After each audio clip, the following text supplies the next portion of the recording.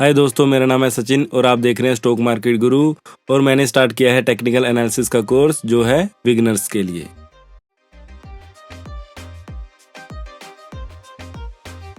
Trend indicate the direction in which price are moving. Trend हमें indicate करता है कि प्राइस कौन सी डायरेक्शन में मूव कर रहा है। प्राइस अप डायरेक्शन में मूव कर रहा है, या प्राइस डाउन डायरेक्शन में मूव कर रहा है, या फिर एक रेंज में मूव कर रहा है। रेंज में मूव कर रहा हो तो उसको हम बोलते हैं साइडवेज। ठीक है दोस्तों। और ट्रेंड कैसे आइडेंटिफाई होता है? ट्रेंड लाइन से। कितनी तरह के ट्रेंड होते हैं दोस्तों, जैसे हमने बोला कि अगर अप डायरेक्शन में जा रहा है तो अप ट्रेंड, अगर वो डाउन डायरेक्शन में जा रहा है तो डाउन ट्रेंड, अगर वो किसी रेंज में मूव कर रहा है कि प्राइस अप एंड डाउन एक रेंज में मूव कर रहा है तो उसको बोलते हैं हम साइडवेज ट्रेंड। ठीक है दोस्तों। इस फोटो में आप देखोगे कि प्राइस पहले हमारा अप डायरेक्शन में मूव कर रहा था। ठीक है, तो ये क्या हुआ? Up trend. फिर उसके बाद प्राइस एक रेंज में मूव कर रहा था अप और डाउन की। ठीक है, ये हो गया हमारा साइडवेज ट्रेंड। फिर हमारा प्राइस डाउन डायरेक्शन में मूव कर रहा है तो ये डाउन ट्रेंड हो गया। तीन तरह के ट्रेंड होते हैं, अप ट्रेंड, डाउन ट्रेंड और साइडवेज ट्रेंड। अप ट्रेंड, पहले अप ट्रेंड के बारे में जान लेते हैं। क्या होता है up trend? Up trend is also known as bullish trend. Up trend को हम बुलिश ट्रेंड भी कहते हैं क्योंकि इसमें हमारे स्टॉक का प्राइस इंक्रीज हो रहा होता है, मतलब हमारी मार्केट बुलिश फेस में होती है, तो इसको हम बुलिश ट्रेंड भी कहते हैं। अप ट्रेंड कॉम्बिनेशन होता है अप मूव और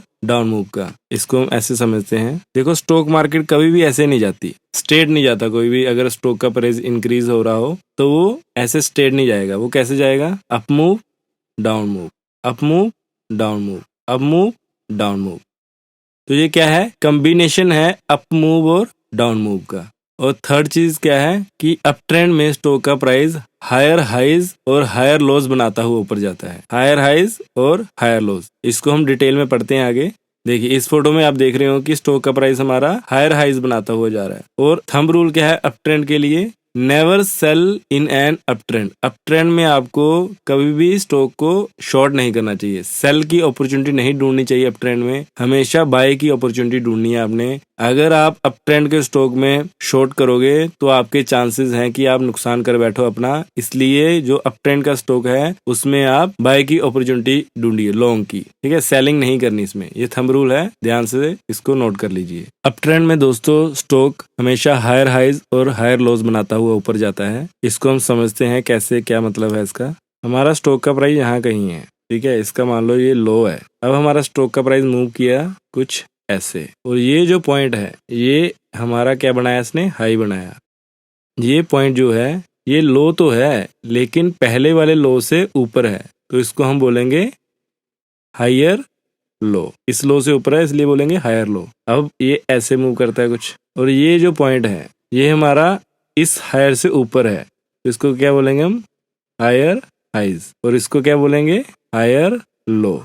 फिर ऐसे मूव करता है, तो हमारा स्टॉक फिर से इसने हायर हाइज बनाया है, ये हायर हाई बनाया और ये हायर लो। तो अप ट्रेंड में हमारा स्टॉक हायर हाइज और हायर लोज बनाता हुआ ऊपर जाता है। लो था, हाई बनाया, higher low, higher highs, higher low, higher highs, higher low, higher highs, higher low. Up trend में हमेशा स्टॉक ऐसे ही मूव करता है। कभी भी स्टॉक का प्राइस चाहे अप ट्रेंड में हो चाहे कोई सी भी ट्रेंड में हो, स्टॉक का प्राइस कभी ऐसे ऊपर नहीं जाता और ना ऐसे नीचे आता है। ये अगर ऊपर जा रहा है तो up move, down move, higher highs, higher lows बनाता हुआ ही ऊपर जाएगा। ठीक है, क्लियर है दोस्तों? तो नेक्स्ट चलते हैं हम आगे। इस चार्ट में भी आप देखोगे कि हमारा स्टॉक का price low high low high low high ऐसे करके जा रहा है। ठीक है, हायर हाइज हायर लो बनाता हुआ ऊपर जा रहा है। नेक्स्ट क्या है हमारा? Down trend.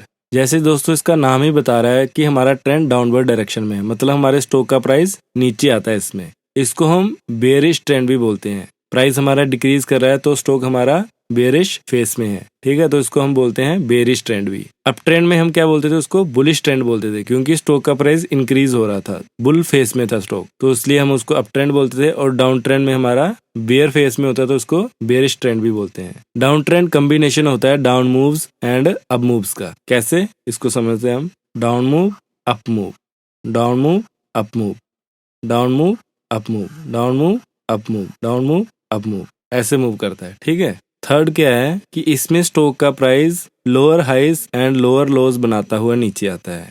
इसको हम समझते हैं डिटेल में। थंब रूल क्या है दोस्तों डाउन ट्रेंड के लिए कि never buy in a down trend. Down trend में हमें कभी भी स्टॉक को बाय नहीं करना चाहिए। बाय की अपॉर्चुनिटी नहीं ढूंढनी चाहिए, हमें इसमें शॉर्ट करना चाहिए, मतलब सेलिंग की अपॉर्चुनिटी ढूंढनी चाहिए। डाउन ट्रेंड में अगर हम अगेंस्ट द ट्रेंड जाएंगे तो हम अपने पैर पे खुद कुल्हाड़ी मारेंगे। तो हमेशा डाउन ट्रेंड में हमें शॉर्ट की पोजीशन बनानी चाहिए। दोस्तों ट्रेंड क्या है? ट्रेंड हमारा फ्रेंड है। जिस डायरेक्शन में ट्रेंड है उसी डायरेक्शन में हमें वैसी ही अपॉर्चुनिटी ढूंढनी चाहिए। अप ट्रेंड में अगर स्टॉक है तो हमें बाय की अपॉर्चुनिटी ढूंढनी चाहिए, अगर डाउन ट्रेंड में है तो हमें शॉर्ट की मतलब सेल की अपॉर्चुनिटी ढूंढनी चाहिए। डाउन ट्रेंड में स्टॉक का price lower highs and lower lows बनाता हुआ नीचे आता है। क्या मतलब है इस बात का?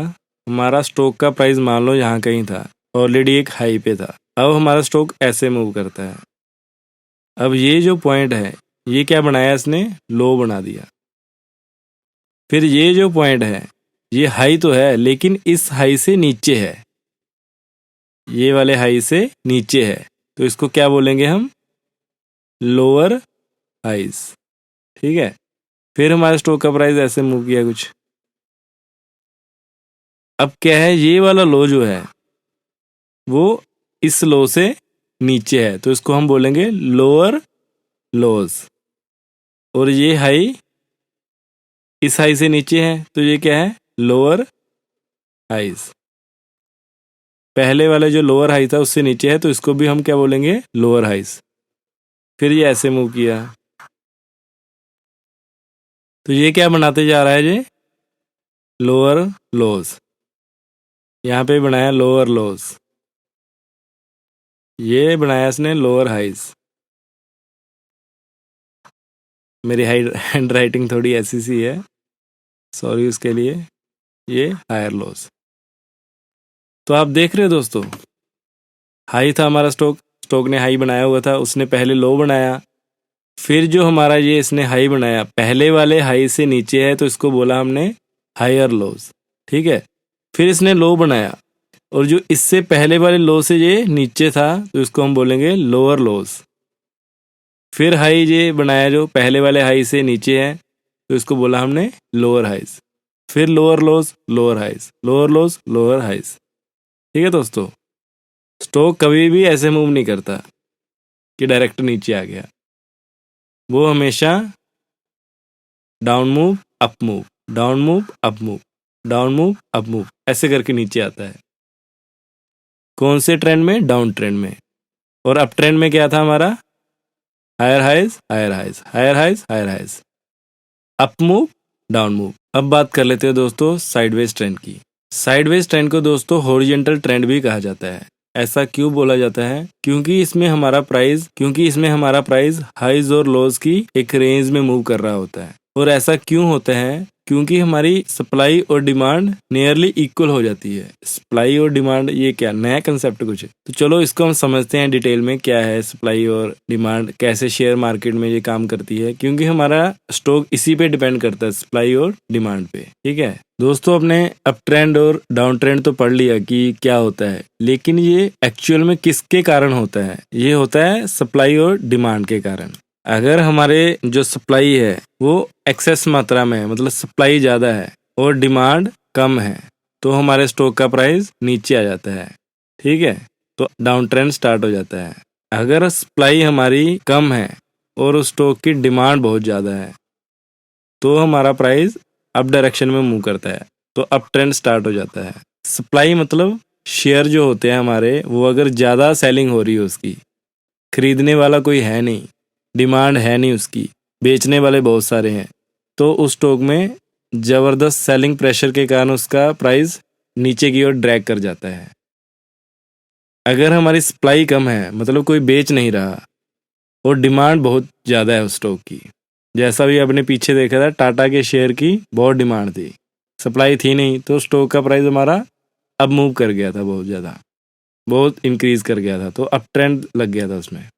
जब हमारी सप्लाई ज़्यादा होगी और डिमांड कम होगी, सप्लाई ज़्यादा है डिमांड कम है, तो स्टॉक का प्राइस नीचे आएगा। अगर सप्लाई कम है और डिमांड ज़्यादा है, तो स्टॉक का प्राइस इंक्रीज करेगा। ठीक है, तो ये डिमांड और सप्लाई का कॉन्सेप्ट है। अगर हमारी साइडवेज ट्रेंड में क्या होता है, सप्लाई और डिमांड इक्वल हो जाती है, नियरली इक्वल हो जाती है, मतलब तो वो एक रेंज में ही मूव करता रहता है हमारा स्टॉक।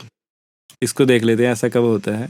देखो हमारा कोई स्टॉक ऐसे मूव कर रहा था, है ना, अप ट्रेंड में जा रहा था। अब ऐसा तो है नहीं कि वो अप ट्रेंड में ही रहेगा, तो वो एक कंसोलिडेशन फेज में जाता है, एक रेंज में मूव करता रहता है। इस सिचुएशन में क्या होगा, दो केस बन सकते हैं।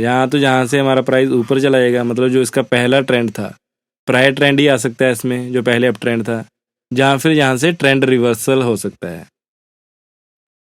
ट्रेंड रिवर्सल मतलब अप ट्रेंड में था तो ये डाउन ट्रेंड में आ सकता है यहाँ से, ठीक है, कुछ ऐसे हो सकता है। तो साइडवेज ट्रेंड में कभी भी हमें ट्रेड नहीं करनी चाहिए। अगर आपको ट्रेड करनी ही है साइडवेज ट्रेंड में, तो इसमें हम यहाँ पे बाय करेंगे इस पॉइंट पे, और ये हमारा टारगेट रहेगा, यहाँ सेल कर देंगे, या फिर यहाँ सेल करेंगे, शॉर्ट करेंगे, और यहाँ पे टारगेट बुक कर लेंगे अपना, ठीक है। तो ऐसे करना है, मतलब ये एक सपोर्ट एंड रेजिस्टेंस में मूव कर रहा है, ये हमारे टारगेट पॉइंट है। वैसे तो साइडवेज ट्रेंड में इतनी ट्रेड नहीं करनी चाहिए, अगर करो तो अपने टारगेट इसी रेंज में रखो, ठीक है दोस्तों। साइडवेज ट्रेंड को बड़े ध्यान से देखना होता है कि ब्रेकआउट किस डायरेक्शन में हो रहा है। अगर हमारा स्टॉक पहले अप ट्रेंड में था, तो ब्रेकआउट अगर अप ट्रेंड में है, तो फिर हमें यहाँ पे आके अगर ब्रेकआउट यहाँ होता है, तो यहाँ पे हमें यहाँ पे बाय की अपॉर्चुनिटी फिर से ढूंढनी चाहिए। अगर ये डाउन ट्रेंड में चला जाता है उसके बाद, तो हमें सेल की अपॉर्चुनिटी ढूंढनी चाहिए ब्रेकआउट के बाद पर। नेक्स्ट चैप्टर रहेगा दोस्तों हमारा सपोर्ट एंड रेजिस्टेंस। बहुत ही इंपॉर्टेंट चैप्टर है ये, इसको ध्यान से देखना। वैसे तो सारे ही चैप्टर इंपॉर्टेंट है। अब क्या है, हम इसके बाद हमारा जो चैप्टर रहेगा वो रहेगा कैंडलस्टिक पैटर्न्स। फिर हमारे इंडिकेटर स्टार्ट हो जाएंगे। जैसे हमारे 2-3 इंडिकेटर कंप्लीट हो गए, टेक्निकल एनालिसिस आप बोलोगे बहुत ही ईजी है। तो चलिए मिलते हैं नेक्स्ट वीडियो में, तब तक के लिए बाय, टेक केयर। अपने माता पिता की केयर करो। आपकी एज जो भी है, चाहे आप 20s में हो, 30s में हो, पर इन्वेस्टमेंट स्टार्ट करो दोस्तों। अगर आप आज इन्वेस्ट नहीं करोगे तो आप कल पछताओगे। इन्वेस्ट करो, इन्वेस्टमेंट करने से आप फाइनेंशियल फ्री हो जाओगे एक दिन।